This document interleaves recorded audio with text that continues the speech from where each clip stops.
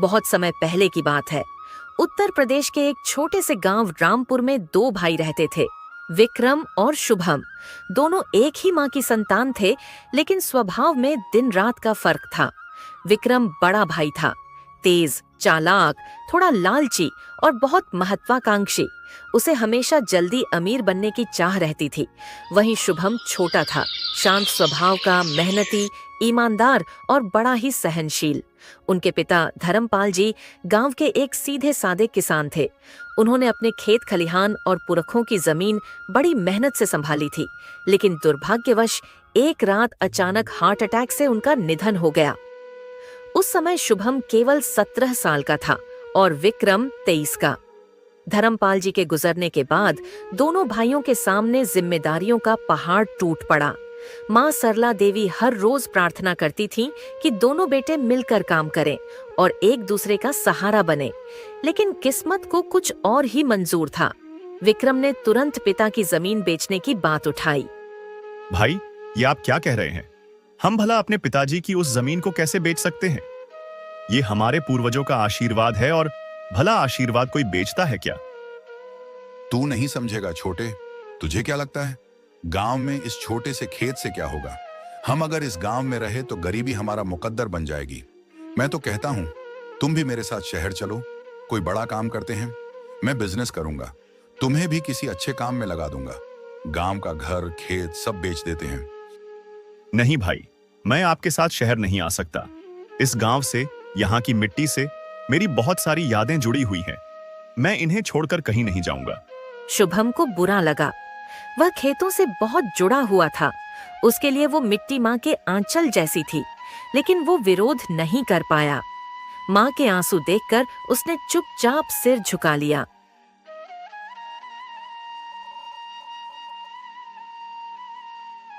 विक्रम ने पिता की आधी जमीन बेच दी और शहर चला गया। शुभम गांव में ही रह गया।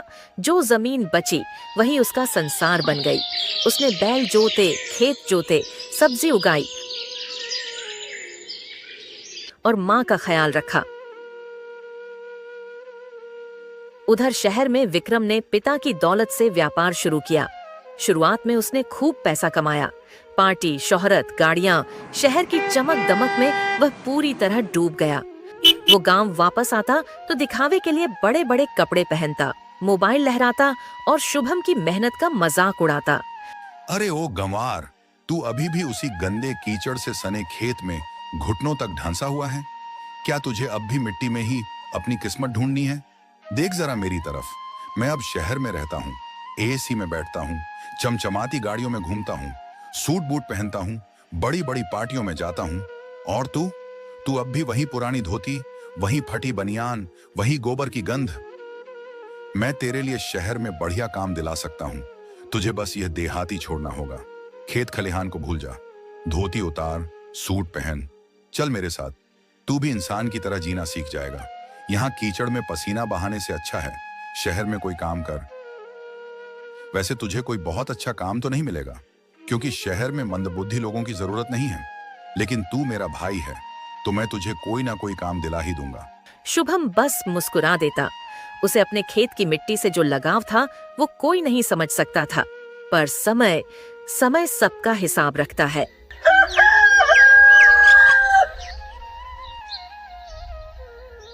शहर की चकाचौंध ने विक्रम को पूरी तरह बदल दिया था। वो अब वही पुराना गांव का लड़का नहीं रहा था जो पिता की छड़ी से डरकर खेतों में हल जोतता था। अब उसके पास एक मोबाइल कंपनी का छोटा फ्रेंचाइजी बिजनेस था, जिसमें उसने पिता की जमीन बेचकर पैसा लगाया था। शुरुआत में मुनाफा हुआ और यही मुनाफा उसके घमंड की पहली सीढ़ी बन गया। हर 3 महीने में विक्रम गांव आता, बड़ी गाड़ी में, चमकते कपड़ों में, सुगंधित परफ्यूम की खुशबू में लिपटा हुआ। वो माँ से मिलकर 2 दिन रुकता और शुभम का मजाक उड़ाता।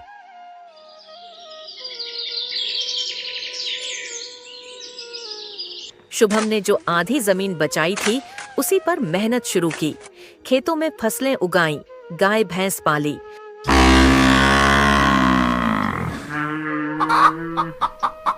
वो दिन भर काम करता, रात में किताबें पढ़ता और धीरे धीरे गांव वालों के बीच उसकी इज्जत बढ़ती गई। विक्रम जब शहर से खूब कमाई करके गांव लौटा तो उसका रुतबा देखने लायक था।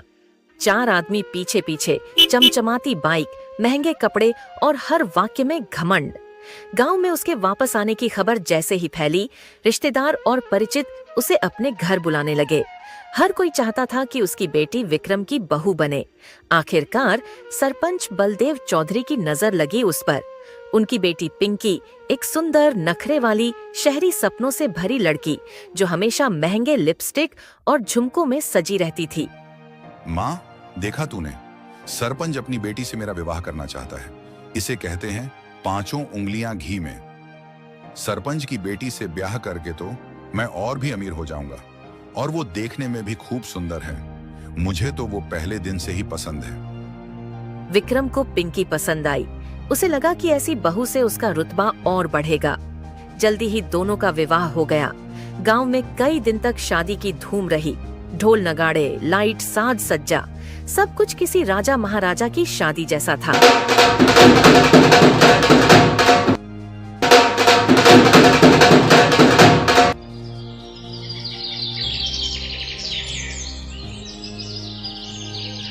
उधर शुभम चुपचाप अपने खेत में जुटा रहा।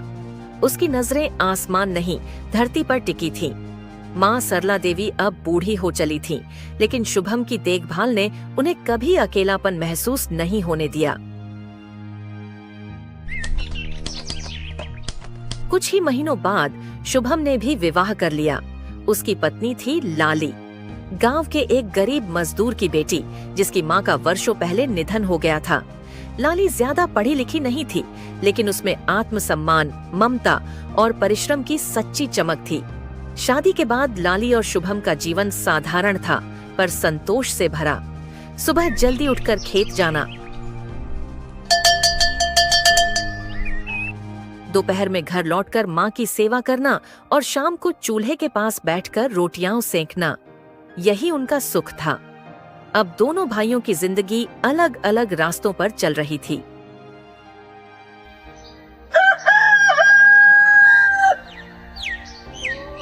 विक्रम का शहर में व्यापार धीरे धीरे घाटे में जाने लगा। उसका एक पार्टनर फ्रॉड निकला। बैंक का कर्ज चुकता नहीं हुआ। ऊपर से पिंकी हर रोज नई डिमांड करती। देखो जी, मुझे नए गहने चाहिए। इतने सालों से वही 2 सेट पहन पहन कर बोर हो गई हूँ। सब लोग हंसते हैं कि तुम्हारी बीवी एक ही झुमका लेकर हर फंक्शन में आ जाती है।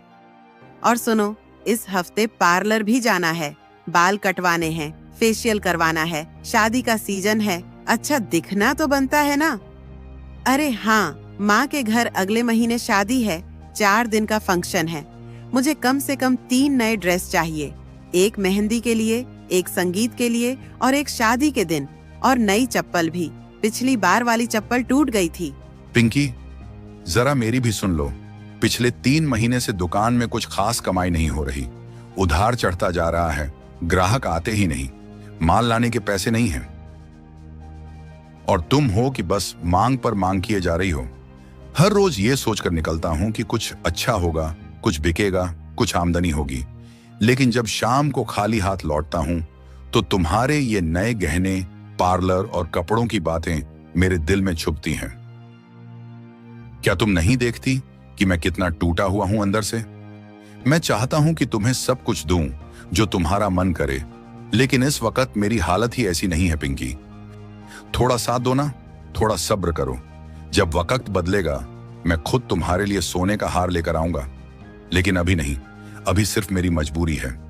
वो सब मैं नहीं जानती, तुम भूलो मत, मैं सरपंच की बेटी हूँ। मेरे पिता ने मेरी सारी ख्वाहिशें पूरी की हैं। मुझे पता होता कि तुम कंगाल होने वाले हो तो मैं तुमसे कभी भी ब्याह न करती। मेरे लिए बहुत अच्छे अच्छे रिश्ते आए थे। पिंकी घर के किसी काम में हाथ तक नहीं लगाती। खाना नौकर बनाता, कपड़े धो भी ले जाता। जब पैसे थे तब सब ठीक चला, लेकिन जैसे जैसे नुकसान बढ़ा, नौकर भी चले गए। एक दिन वो भी आया जब बैंक ने दुकान सील कर दी, कार ले गई, घर नीलाम हो गया। विक्रम और पिंकी सड़क पर आ गए। पिंकी की सूरत से अब सारा श्रृंगार उतर चुका था। वो जिसे कभी खेत की मिट्टी से नफरत थी, अब उसी मिट्टी पर बैठकर आंसू बहा रही थी।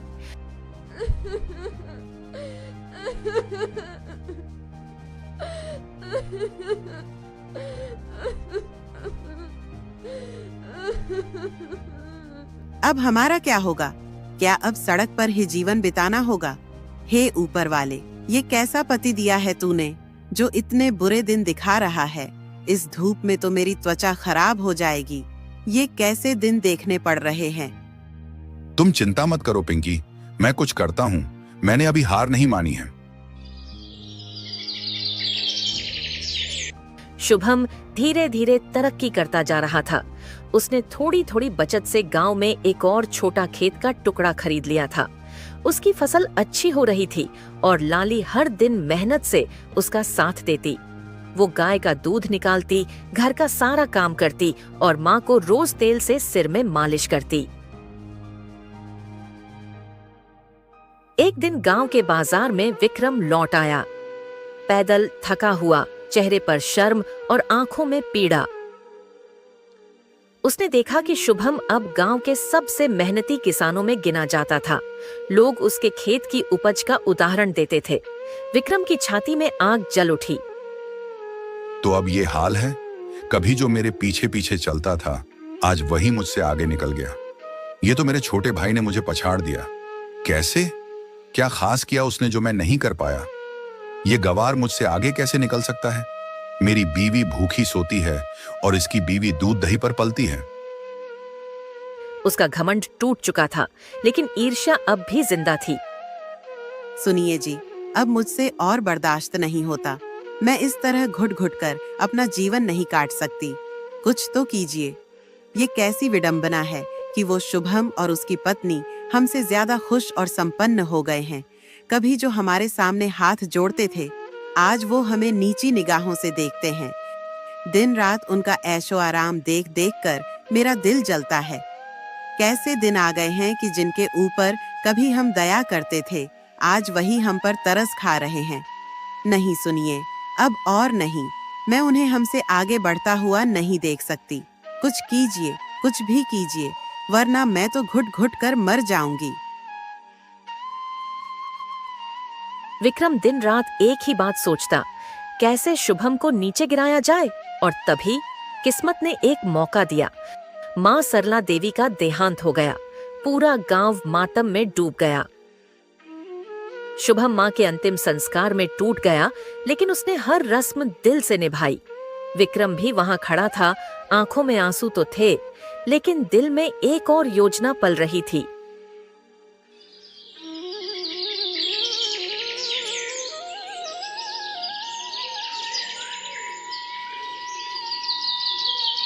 कुछ दिन बाद विक्रम तहसील कार्यालय गया और एक दलाल से मिलकर जाली दस्तावेज बनवाए। उसमें लिखा था कि मां सरला देवी ने अपनी मृत्यु से पहले संपत्ति केवल विक्रम के नाम कर दी है। दस्तावेज नकली थे, लेकिन पूरी तरह असली जैसे दिखते थे। एक शाम जब शुभम खेत से लौट रहा था, तो देखा कि घर पर दो आदमी खड़े हैं, गांव के पटवारी और चौकीदार। विक्रम ने सबके सामने कागज लहराते हुए कहा, देख शुभम, ये रहा वसीयतनामा। माँ ने अपनी जिंदगी के आखिरी दिनों में ये जमीन और मकान मेरे नाम कर दिया था। सब कुछ, ये घर, ये खेत, ये आंगन, अब कानूनन मेरे अधिकार में है।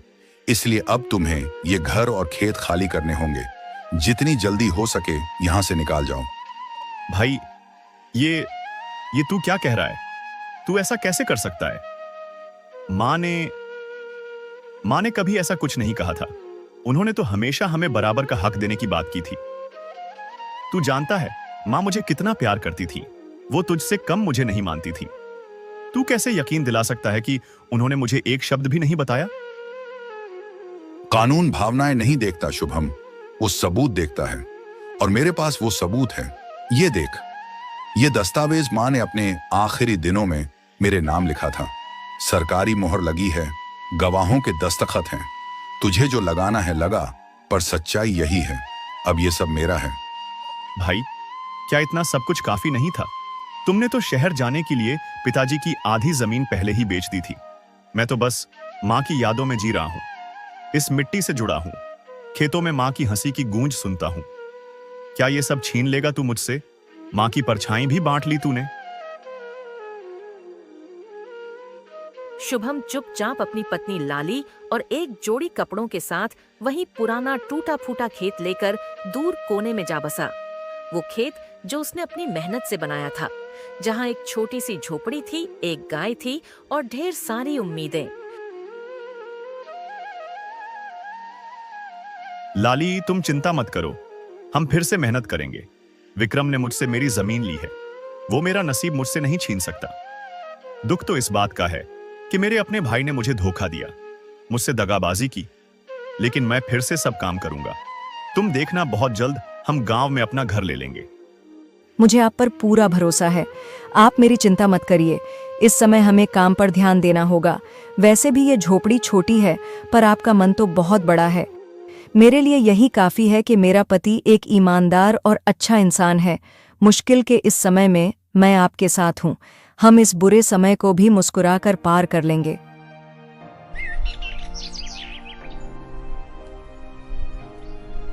शुभम फिर से खड़ा हुआ।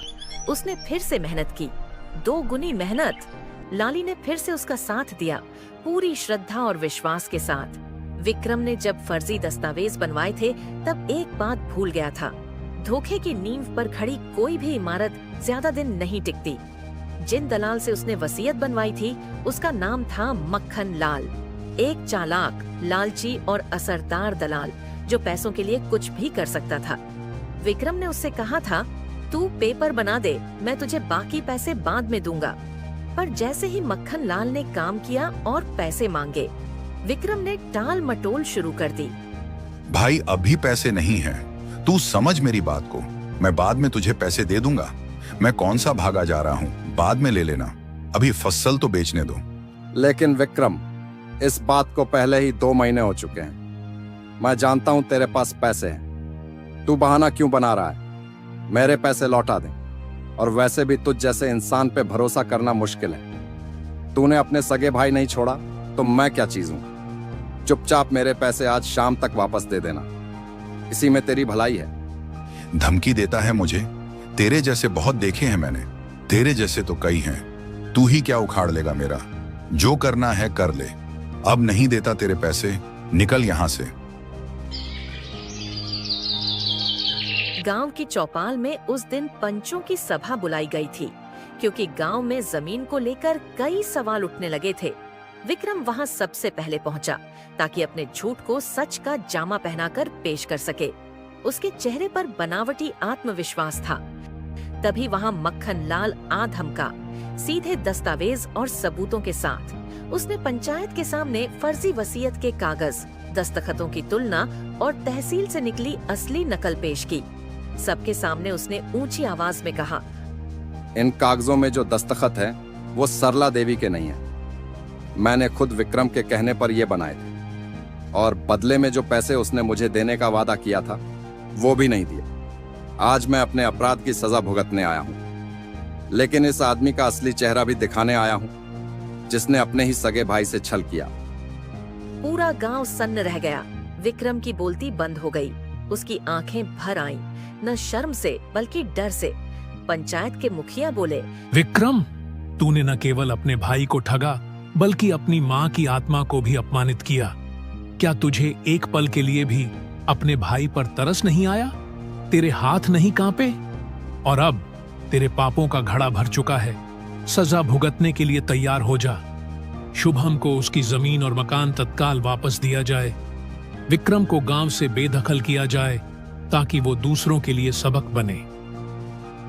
मक्खन लाल को चेतावनी दी गई कि अगली बार किसी ग्रामीण के साथ ऐसा व्यवहार किया तो उसे भी सजा मिलेगी। और फिर विक्रम ने अपने जीवन में पहली बार सबके सामने सिर झुकाया। कोई बहाना नहीं, कोई तर्क नहीं। उसका झूठ, उसका घमंड और उसका स्वार्थ सबके सामने नंगा हो गया था। वो चुपचाप गांव से निकल गया, धूल भरे रास्ते पर चलते हुए। अब वो हर गांव में काम मांगता है, कभी मजदूरी करता है तो कभी भूखा सोता है। कोई उसे टिकाकर काम नहीं देता, क्योंकि उसकी बदनामी उसके आगे चलती है। उसकी आंखों में अब न स्वाभिमान है न ईर्ष्या, सिर्फ पछतावा और टूटापन।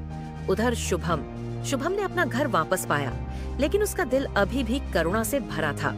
हे ईश्वर, मेरे भाई को सही रास्ता दिखा, उसके मन का अंधकार मिटा, उन्हें मेहनत और ईमानदारी का महत्व सिखा। शायद समय ने अपना सबक उन्हें सिखा दिया है। अब तू उनकी मदद कर। तुम्हारा दिल बहुत बड़ा है शुभम, शायद इसी का नाम है असली अमीरी। मुझे बहुत गर्व है कि मैं तुम्हारी पत्नी हूँ। समय का सबक यही है, जो दूसरों को धोखा देता है, समय उसे ऐसा धोता है कि पहचान तक मिट जाती है, और जो सहन करता है, मेहनत करता है, वो एक दिन समय के ताज पर राज करता है। आपको क्या लगता है, कौन सा किरदार सबसे ज्यादा प्रभावशाली है? कमेंट में बताइए।